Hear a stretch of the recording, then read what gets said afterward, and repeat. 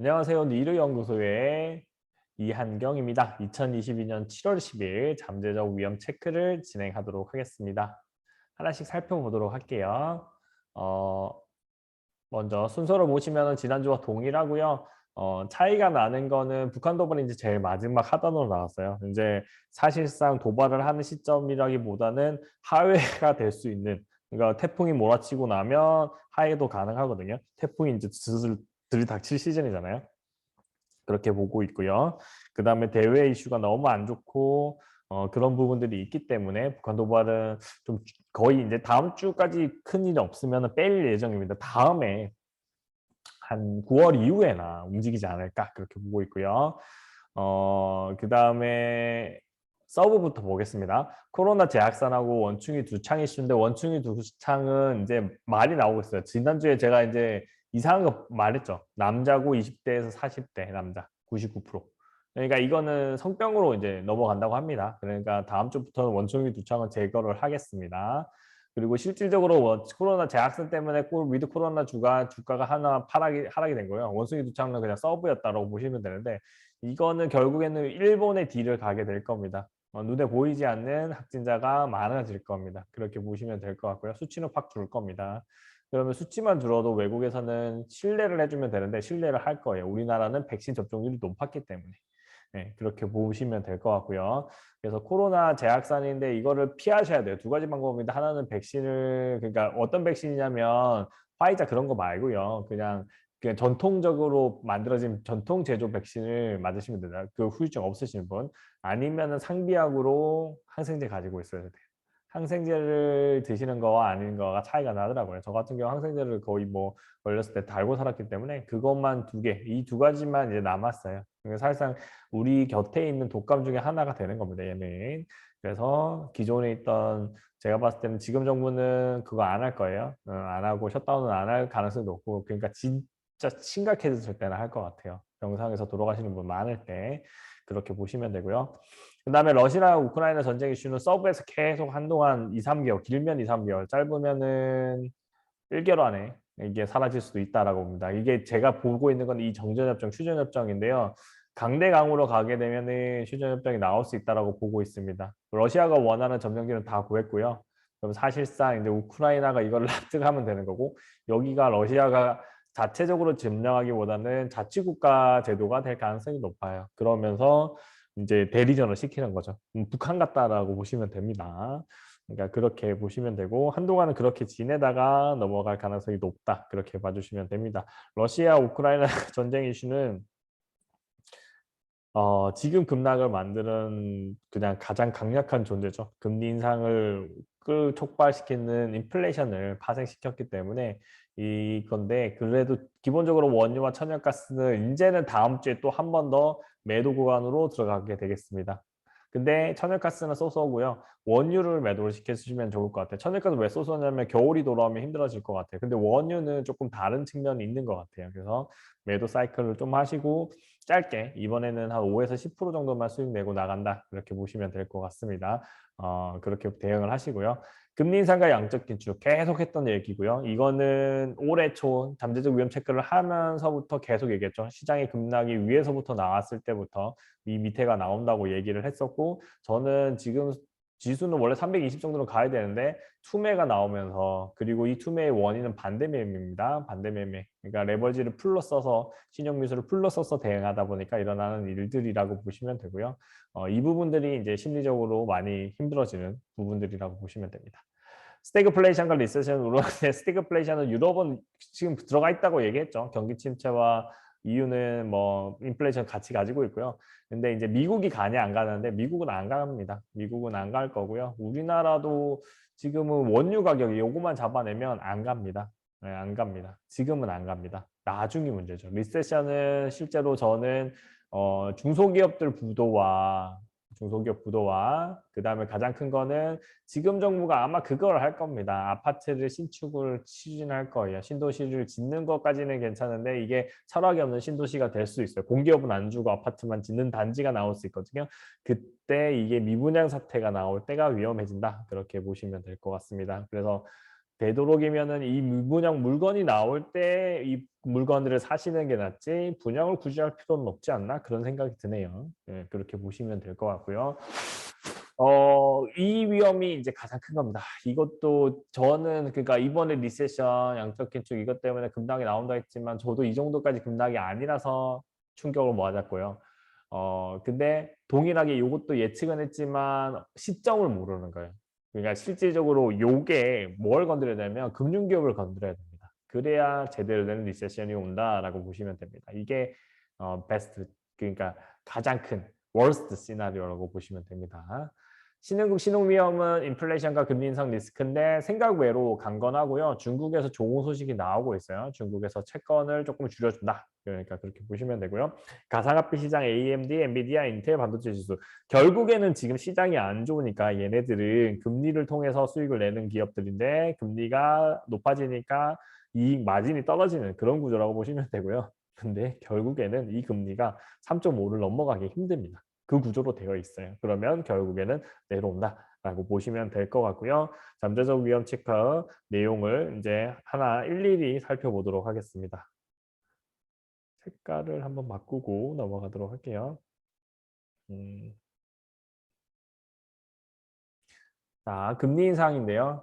금리 인상인데 QT 양적 긴축이죠. 제 시나리오는 원래는 2.5였는데 그 이제 급락 파동 확인하면서 3.5로 바꿨습니다. CPI 때문에 한 대 맞은 거죠. 이번에 급락의 시작은 CPI가 8.6이 나오면서 나온 거고요. 이번 주 CPI가 이거를 안 넘기면 되는 거고요.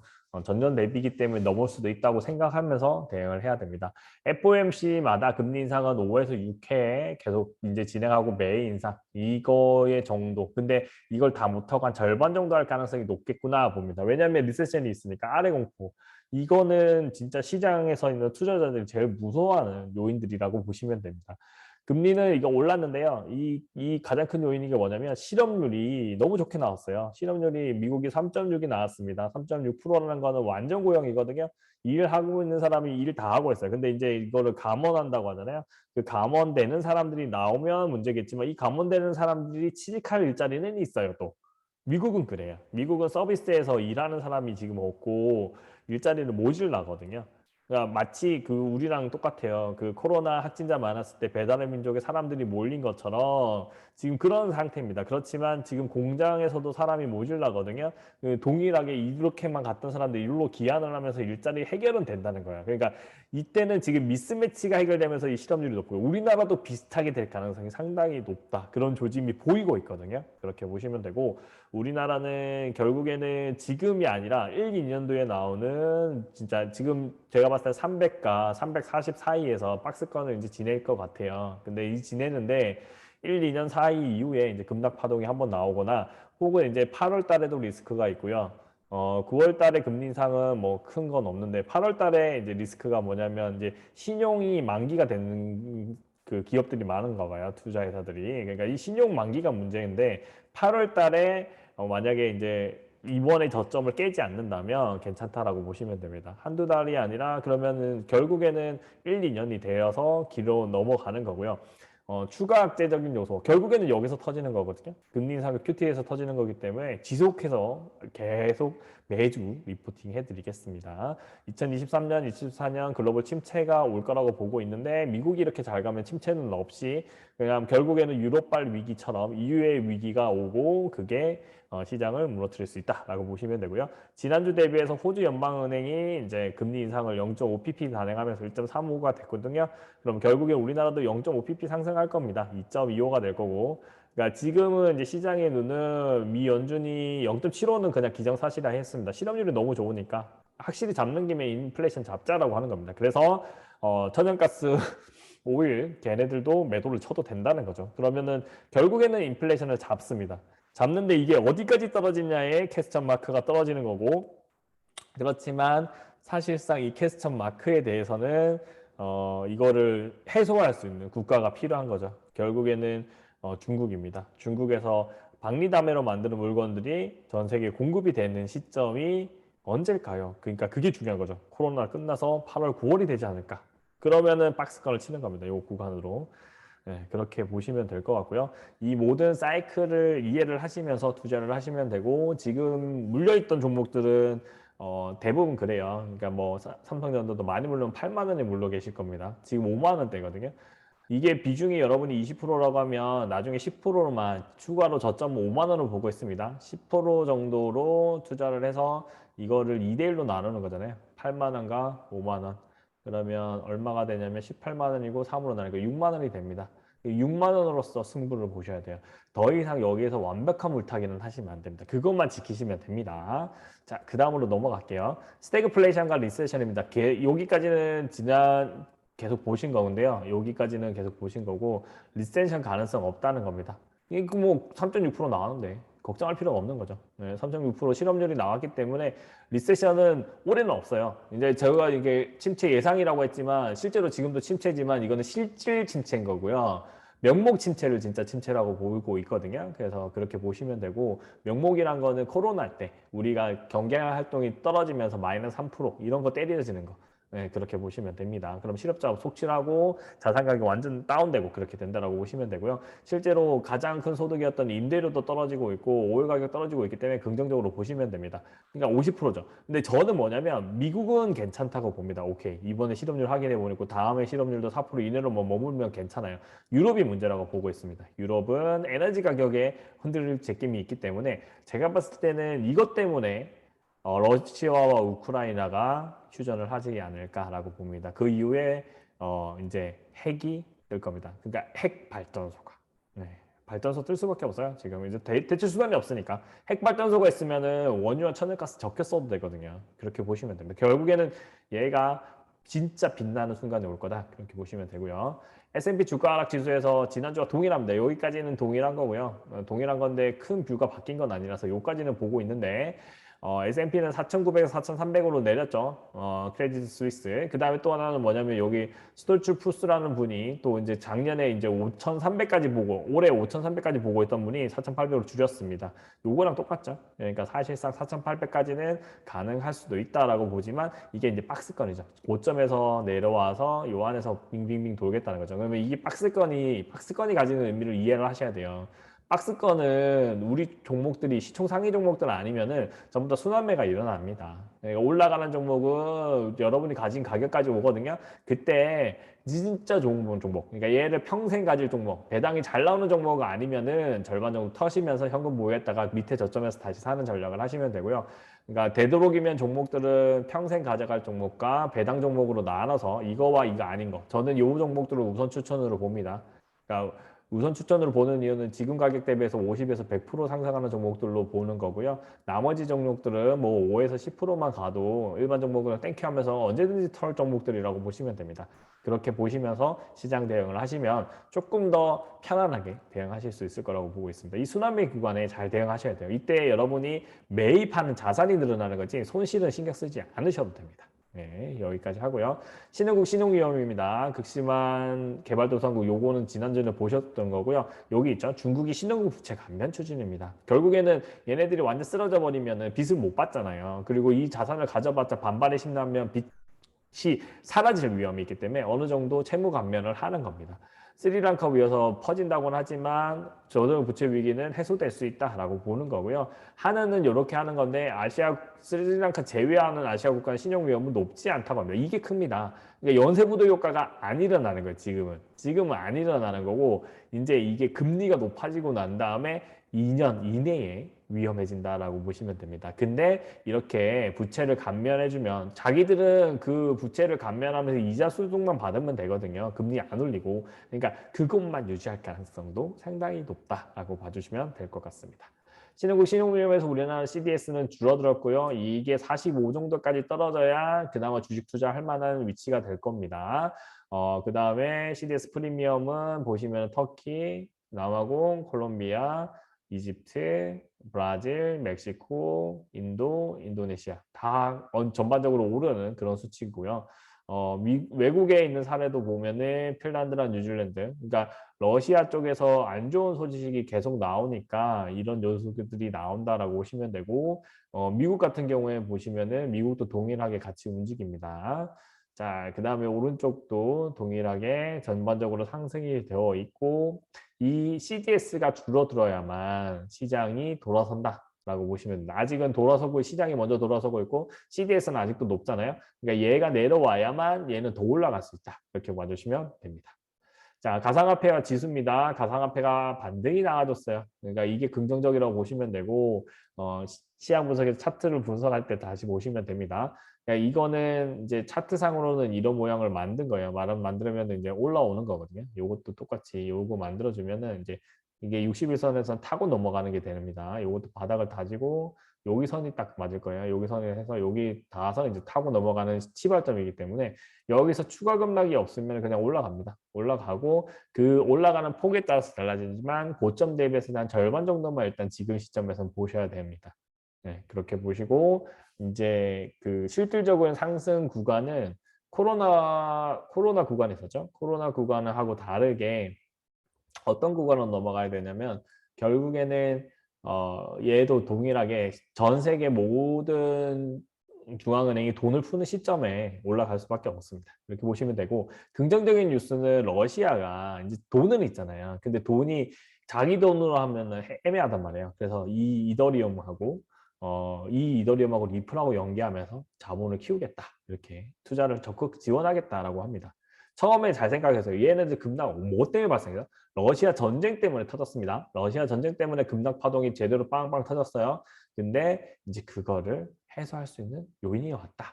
이 급락 파동 나오고 지금 여기까지 온 거는 반대 매매까지 나왔던 거라고 보시면 되고 관련된 펀드가 파산하면서 이런 일이 벌어졌다 보시면 되고요. 그 다음에 AMD입니다. AMD 주가 반등이 나오고 있고 엔비디아 주가 반등 나오고 있고 인텔도 동일하게 올라가고 있습니다. 전반적으로는 요거의 반땅이었던 주가들이 전반적으로 이제 해전에서 다시 올라오는 그런 모양새거든요. 요거를 지금 이 선을 돌파하는 게 정말 중요합니다. 이 선만 돌파하고 얘는 돌파했네요. 여기 밑에 있는 저점을 돌파했기 때문에 지금 이제 걸리는 한 이 정도까지 그 다음에 길면 여기까지 올라갈 수 있을 것 같고요. 얘도 여기까지 올라올 수 있을 것 같습니다. 전반적으로 가상화폐 시장이 최고를 이제 안 하다 보니까 전체적으로 내려온 거지만 그래도 기본적으로는 이거에 손익분기가 150만 원 이내에서 채굴하는 사람들은 그냥 편안하게 시장에 남아 있습니다. 그리고 이거 끝나고 나면 이거가 왔을 때 이익을 추구한다. 이렇게 봐주시면 되고요. 반도체 지수 올랐지만 전체적으로 지지난주보다 2주 전보다는 다 내려온 가격이다. 그렇게 생각하시면서 대응하지만 시장은 이제 쌍바닥을 찍어주고 이제 올라오는 모양새다. 그렇게 보시면 될 것 같고요. 미국 투자하시는 분들도 좋은 정보. 근데 지금 미국은 특성이 애플하고 테슬라 위주로 짱짱짱 올라가잖아요.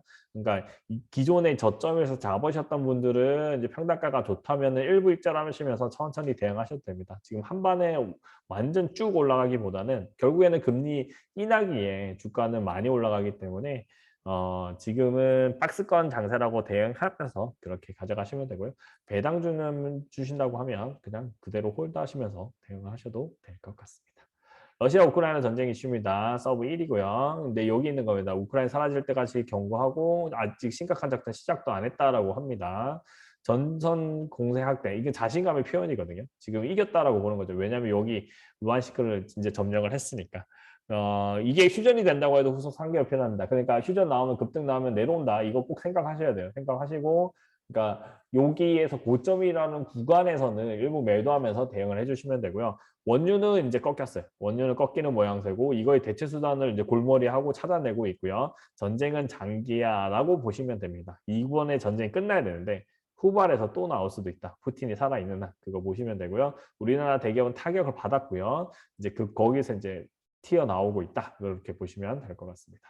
자, 코로나 재확산과 원숭이 두창인데 원숭이 두창은 다음 주에 빼겠습니다.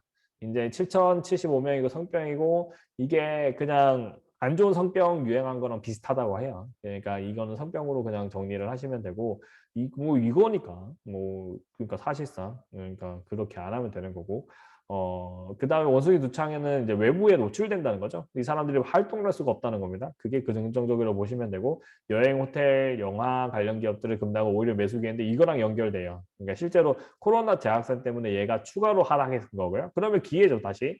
이게 지금 이제 높이를 낮춰가고는 있지만 제가 봤을 때 이제 다 왔어요. 다 왔고 더 내려왔기 때문에 얘는 이제 올라가는 일만 남았다. 그렇게 보시면 되고요. 물론 이제 실적에 대한 의문이 들겠죠. 실적에 대한 의문이 들겠지만 결국에는 여행을 갑니다.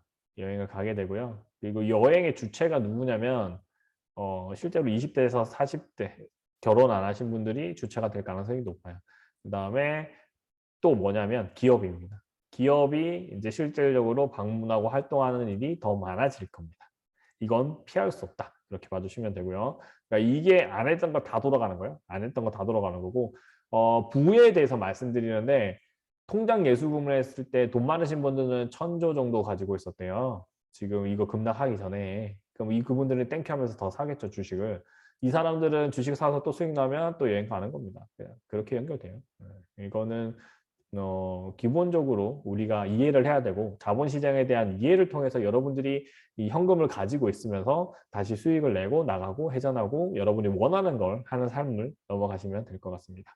코로나 재확산에서 우려되는 것은 감염 생산수 2고요. 재감염은 백신을 막지 못한 백신을 통해서 재감염을 막을 수는 있거든요. 어느 정도는. 이렇게 보시고 백신을 맞으면 좋고요. 그러니까 아까도 서두에 말했듯이 백신을 맞으시거나 아니면 상비약으로 항생제를 꼭 챙겨 놓으셔가지고 집에서 처방 딱 받으셔가지고 쉬시면서 대응을 하시면 될 것 같습니다. 이게 중요하다. 이렇게 봐주시면 되고 이제 정부가 손 빼고 있거든요. 기업이 이제 휴무를 실제로 코로나 확진자 많았을 때도 휴무를 안 해줬잖아요. 중소기업 같은 경우에. 그러니까 그런 현상들이 일어날 수 있다라고 보시면서 네, 여러분이 현 위치에서 긍정적인 방향으로 대응을 해주시면 될 것 같습니다. 북한 도발인데요. 이제 전체적으로 이제 검색을 해보니까 큰 건 없어요. 그래서 이런 도발들이 나오더라도 지금 급락 시점에, 그러니까 예를 들어서 지수가 이렇게 많이 떨어진 시점에서는 나와봤자 그렇게 많이 안 움직인다는 겁니다. 네, 그렇게 봐주시면 되고요. 전반적으로는 다음 주부터는 북한 도발도 제외를 하겠습니다. 새로운 이슈로 들어올 만한 게 저는 아베노믹스인데 이게 악재가 아닌 것 같아요. 아베노믹스를 계속 가나 안 가나? 그러니까 일본 경제가 무너질 수 안 무너질 것 같아요. 그러니까 이게 만약에 아베노믹스를 철회하면은 금리가 인상돼요. 그러면 달러가 떨어집니다. 그럼 우리나라한테 호재예요. 네, 그렇게 보시면 되고 그래서 위험적인 요소는 없는데 금리가 인상되면은 이게 2년 정도 있다가 일본이 터집니다. 진짜 터져요. 이건 일본이 심각하게 터질 겁니다. 금리가 낮았기 때문에 지금 경제가 살았는데 안 그랬으면 터질 수밖에 없고 국가가 갚아야 될 빚도 상당량이 되기 때문에 이게 한 번은 생각해 볼 요인이고요. 만약에 아베노믹스를 철회한다는 이야기가 나오는 시점에 대응해도 늦지 않다라고 보시면 됩니다. 엄청 무서워야 되는 요인이다라고 보시면 됩니다. 여기까지 잠재적 위험 체크 진행을 했고요. 이번 주는 괜찮을 것 같습니다. 이번 주는 괜찮을 것 같고 이번 주는 되도록이면 위험 상황이 노출된다고 할지라도 우리 예측했어, 미리 선반영했어 라면서 주가는 조금이라도 오르는 방향으로 갈 가능성이 상당히 높습니다. 그 경우 어떻게 하셔야 되겠어요? 어차피 한 번 더 남았어요. 그러니까 그 침체일 때. 그러니까 결국에는 익절을 통해 가지고 조금 현금 보유 이제 20%가 거의 제로가 됐잖아요. 그러니까 다시 20%에서 30% 정도를 늘렸으면 좋겠어요. 저는 7월 한 늦어도 18일 전까지. 7월 13일 정도에 하면 좋긴 하지만 7월 14일 날 오전까지는 가능할 것 같거든요. 오전까지 하든지 아니면 7월 18일 전까지 해서 여러분들이 현금 보유를 30% 혹은 20% 정도까지는 끌어당겨 놓으시면 좋으실 것 같습니다. 그러면 얘가 결국에는 여러분이 물린 종목, 마이너스 50된 종목들도 구하러 갈 수 있는 시드가 됩니다. 네, 오늘 영상 여기까지 하겠습니다. 감사합니다.